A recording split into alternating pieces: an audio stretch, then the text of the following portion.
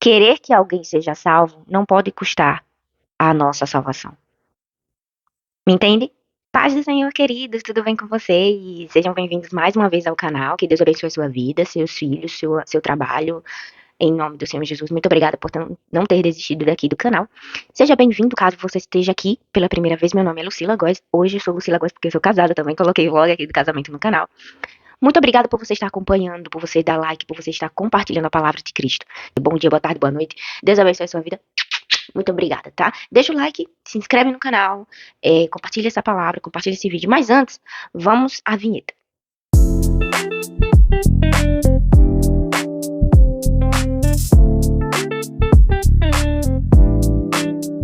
Judas, capítulo 1. É óbvio que é o capítulo 1, porque Judas, se você ainda não leu, só tem o capítulo 1 com 25 versículos.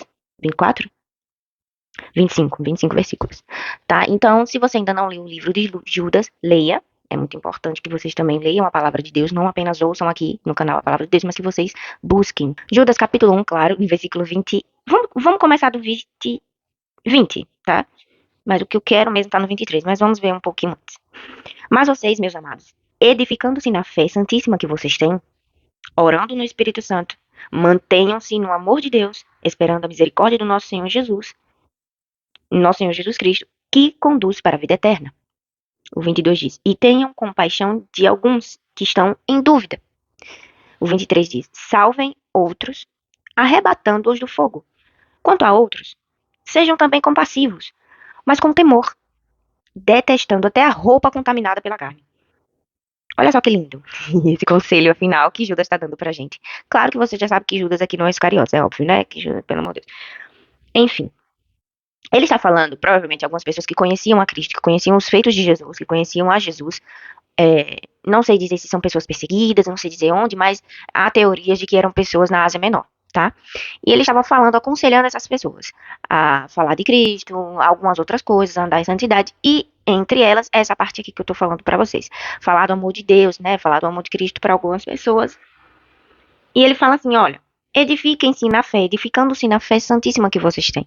Ou seja, nós como cristãos precisamos estar edificados na fé que nós temos. E o que é estar edificado? Gente, quando a gente edifica alguma coisa, quando a gente vai edificar alguma coisa, principalmente um pedreiro, né? Eu não entendo muito bem, mas quando o pedreiro vai edificar alguma coisa, ele começa pela base, pelo fundamento, né? Então ele constrói alguma coisa, e aí ele vai edificando aquela casa, e é óbvio que ela tem uns fundamentos, uma base que vai fazê-la estar de pé. E quando ele diz edifiquem-se na fé santíssima que vocês têm, eu acredito e eu entendo como fiquem firmes nos fundamentos, e quem é o fundamento? A gente sabe que a palavra diz que o fundamento é Cristo. Então ele está dizendo, olha, fiquem firmes, permaneçam na fé, não desistam, edifiquem-se na fé que vocês têm, façam apenas ela crescer e construir outras coisas. Eu entendo assim. E aí ele continua, orando no Espírito Santo. E é importante, eu acho que é interessante, melhor dizendo, porque ele diz, olha, orando no Espírito Santo, mantenham-se no amor de Deus e esperando a misericórdia do Senhor Jesus Cristo. Aqui ele está falando da Trindade, né? Ele está falando da Trindade.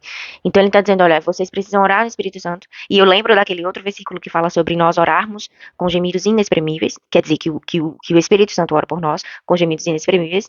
E mantenham-se no amor de Deus. Ou seja, nós devemos estar no amor de Deus. Nós devemos permanecer no amor de Deus. Nós permanecemos nele, ele permanece em nós. Também temos um versículo em João 14 que fala sobre isso.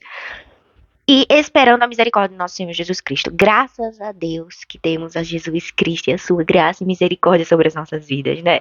Porque o que seria de nós se nós não tivéssemos? O que seria de nós se nós não alcançássemos a misericórdia e a graça de Jesus em nossas vidas? Não seríamos nada. Meu Deus do céu.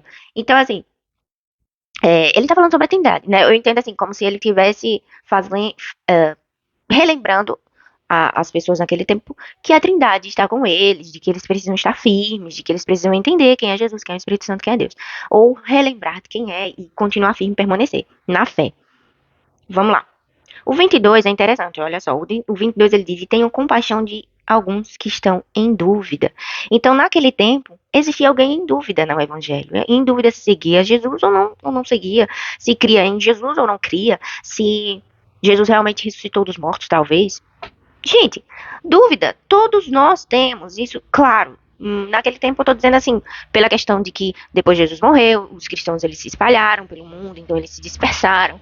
Algumas pessoas realmente era mais difícil crer, porque Jesus já não estava mais ali. Então, crer que Jesus, hoje em dia, crer que Jesus morreu e ressuscitou por você é muito fácil, mas naquele tempo talvez era um pouco mais difícil. Ops, era um pouco mais difícil, né? Então, talvez isso, talvez eles estavam buscando isso, talvez eles estavam querendo entender isso.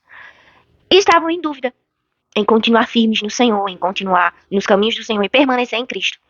E aí ele diz: olha, tenham compaixão dessas pessoas.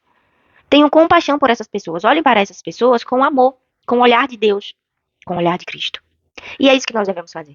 Nós, como cristãos, devemos olhar para as pessoas que estão em dúvida, que estão querendo Cristo, ou está pensando ainda se vai ser cristão ou não, ou se ainda não se entregou a Cristo verdadeiramente, ou está na igreja um dia e no outro não está. Nós devemos ter compaixão por essas pessoas. Eu já fiz vídeos aqui falando sobre isso, inclusive eu acho que um dos últimos vídeos que eu fiz foi sobre se entregar completamente, se entregue a Cristo completamente, entregue a vida para Jesus verdadeiramente. Pare de ter esse negócio de que, um dia eu tô na igreja, no outro dia eu não tô, um dia eu vou pra igreja e Jesus sabe meu coração, conhece meu coração, no resto da semana você não tá. Então, assim, eu já falei sobre isso aqui, talvez você esteja em dúvida. Talvez você esteja com dúvida, tá? E então, assim, ele estava dizendo para que a gente tivesse compaixão dessas pessoas. Então, eu estou aqui, encarecidamente, pedindo para que você ore por essas pessoas. Que a gente ore por essas pessoas que estão em dúvida, que não sabem se querem a Cristo, que não sabem, que não têm uma certeza de que Cristo é o Salvador da vida delas. Ou até mesmo que tenham uma certeza, mas que não conseguem estar no caminho. Orem por essas pessoas, tenham compaixão por essas pessoas, gente.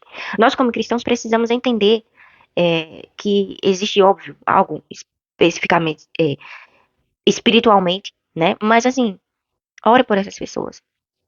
Tenha compaixão, olhe com o olhar do Senhor. Compaixão é você colocar, né, de verdade, assim, a...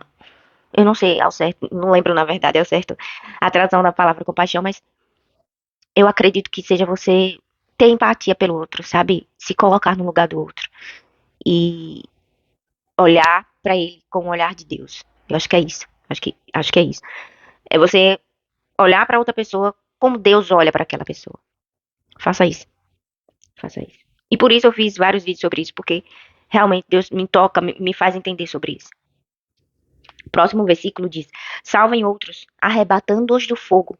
Uns você vai olhar, aqueles que estão com dúvida, você vai olhar com compaixão, vai orar por essa pessoa, né, e tal. Outros, você vai ter que arrebatar eles do fogo, porque você tá vendo que eles estão se perdendo por conta do pecado. Você tá vendo que eles estão indo verdadeiramente para o fogo do inferno, o fogo eterno, sabe? E você vai precisar salvá-los. Lucila, como é que você quer que eu salve alguém? Eu não salvo ninguém, quem salva é Jesus. Calma, querido.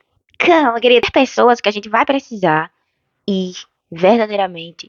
Vamos dizer pagar o preço, mas a gente sabe que quem paga o preço foi Jesus. A gente não paga preço por ninguém, tá? Deixa eu tirar isso da sua cabeça, porque entenda uma coisa, a gente não paga preço por ninguém. A gente tem vontade de orar por alguém e a gente passa tempo orando por alguém, porque a gente quer que aquela pessoa seja salva, ok? Quem pagou o preço pelaquela pessoa foi Jesus, e não vai ser a sua oração, jejum e vários tempos de campanha que vai salvar aquela pessoa. Vai ser o coração dela se ela realmente quiser Jesus. Então, esse fogo aqui, que fala nesse versículo, eu pesquisei, né, em algumas traduções. Eu não sei pronunciar a palavra, mas assim, vem daquele fogo que a gente vê muito na palavra de Deus, que fala sobre toda árvore que não dá fruto será lançada no fogo. Eu vou ler um versículo que fala sobre esse fogo aqui, que tem o mesmo sentido, tá? Você vai entender o que eu quero dizer. 3 eu acho que vai ter 3. Olha só. E o machado já está posto à raiz das árvores. Portanto, toda árvore que não produz bom fruto é cortada e lançada ao fogo. Forte. Então, é esse mesmo fogo é o que está sendo tratado em Judas. Então, esse fogo aqui que você vai ter que arrebatar essa pessoa, esse fogo que você vai ter que salvar essa pessoa, é do fogo eterno. É daquele fogo que é lançado aquelas pessoas que não dá fruto. Essa palavra aqui está dizendo arrebatar. Gente, arrebatar é uma coisa que acontece naturalmente, né? É uma coisa que acontece quando alguém te puxa, é uma coisa que acontece quando alguém te tira, alguém te arranca. Então, arrebatados pelo fogo, existe alguma coisa que está levando essa pessoa para o fogo. Existe alguém, ou alguma coisa que nós entendemos o que está fazendo com que essa pessoa vá para o fogo. Entende o que eu estou dizendo? Então, essa pessoa ela está sendo arrancada, ela está sendo levada para o fogo. E você precisa salvá-la. E você precisa retirar ela desse lugar. Que lugar, Lucila? Do caminho de pecado. Ela está indo para o caminho de pecado. Ela está indo morrer, literalmente, é, no fogo. Sabe? Eternamente. Então, você precisa salvar essa pessoa. Você precisa salvar essa pessoa. Você que conhece a palavra, você conhece a verdade. Nós precisamos salvar essa pessoa, entendeu? E ele continua dizendo, quanto a outros, então são três tipos de pessoas aqui, três grupos de pessoas aqui. Uns que você precisa olhar, aqueles que estão com dúvida, conhecem a palavra, mas não servem a Cristo de verdade, eles estão com dúvida, você tem que olhar com o olhar de Deus, com o olhar de compaixão. Segundo grupo, são pessoas que estão sendo arrebatadas pelo fogo, pessoas que estão inundadas pelo pecado. Entendeu? E elas estão verdadeiramente indo para o inferno. Provavelmente pessoas que não conhecem a Cristo, eu tenho esse entendimento. Terceiro grupo, ele diz, quanto a outros, sejam também compassivos, mas com temor. E não é os outros que têm que ter temor, presta atenção nisso aqui. Mas com temor, detestando até a roupa contaminada pela carne. Olha só, o primeiro grupo são aquelas pessoas que nós devemos olhar com compaixão, pessoas que provavelmente conhecem a Cristo e estão em dúvida se segue a Cristo ou não. Segundo grupo, pessoas que talvez não conheçam a Cristo e que estão indo para o caminho do pecado, que estão indo para o inferno, você sabe muito bem. Terceiro grupo é aquele grupo que está se contaminando com o pecado. E quando nós vamos falar de Cristo para essa pessoa, quando nós vamos orar por essa pessoa, quando nós vamos se compadecer dessa pessoa, nós às vezes acabamos agindo como essa pessoa. Por isso que a palavra diz com temor. Seja compassivo com temor, para não se contaminar. Não sei se você já viu alguém que diz assim, ah, não, eu vou ganhar ela para Cristo, ah, não, vou ganhar ele para Cristo, ah, não, meu amigo e tal, não sei o que, meu namorado, não sei, minha irmã, qualquer pessoa. E aí essa pessoa some da igreja. E aí essa pessoa simplesmente não vai mais pra igreja porque tá com tal pessoa, porque tá falando de Jesus, daqui a pouco somem as duas pessoas. Não temos mais ninguém. E essa pessoa, ela acaba fazendo exatamente o que esse versículo tá falando aqui. Ela se contamina até com as vestes dessa pessoa que estava no mundo. Essa pessoa acaba falando de Cristo, mas essa pessoa acaba se contaminando com o pecado e ela não vai para Cristo, nem ela nem a pessoa. Ela sai, é diferente. Ela acaba perdendo a Cristo e Jesus acaba perdendo os dois. Não sei se você já viu alguém assim, que hoje estão afastados, né, do evangelho, mas que uma pessoa acabou tentando levar a outra e não conseguiu. Gente, isso é muito sério, porque assim, a gente precisa entender que querer que alguém seja salvo não pode custar a nossa salvação. Me entende? Querer que alguém vá para a igreja, conheça Jesus, sirva a Cristo, não pode custar a minha salvação. Eu posso querer, eu posso orar, como eu disse aqui a vocês. Eu posso querer, eu posso orar, eu posso buscar, eu posso de verdade falar muito de Cristo para essa pessoa, mas se essa pessoa não quiser, eu não vou continuar jogando pérolas aos porcos. Eu vou ser compassivo, mas eu vou ter um temor. Eu vou para trás e eu vou continuar orando por essa pessoa e tendo compaixão por essa pessoa, porque ela já vai conhecer a Cristo. Entende? Você pode querer muito que alguém conheça a Cristo, mas por favor, tenha temor, para que você não se contamine no processo, para que você não peque no caminho, sabe? O nosso maior chamado é o ID, né? É a gente realmente ir atrás de pessoas e pregar o evangelho para as pessoas e arrancá-las das garras de Satanás. Sim, esse é o nosso maior dever como cristão. Mas a gente precisa estar atento também, a gente precisa estar ligado também, com temor, como diz a palavra, para que a gente não se contamine no processo. Tem muitas pessoas que vão atrás de outras, para que essas outras conheçam a Jesus, mas elas se contaminam no processo. E elas perdem a própria salvação. Sem perceber, acabam indo para lugares com aquela pessoa, acaba fazendo coisas que aquela pessoa faz também. E quando percebe, já é tarde demais. Já está longe de Jesus para isso. E já está junto com a outra pessoa no lugar da pessoa que você queria arrancá-la. Então, cuidado. Por isso que ele disse com temor. Sabe? Então, que você, como cristão, em nome do Senhor Jesus, tenha em mente esses três grupos. Que você seja tocado por essa palavra. Que Deus te abençoe.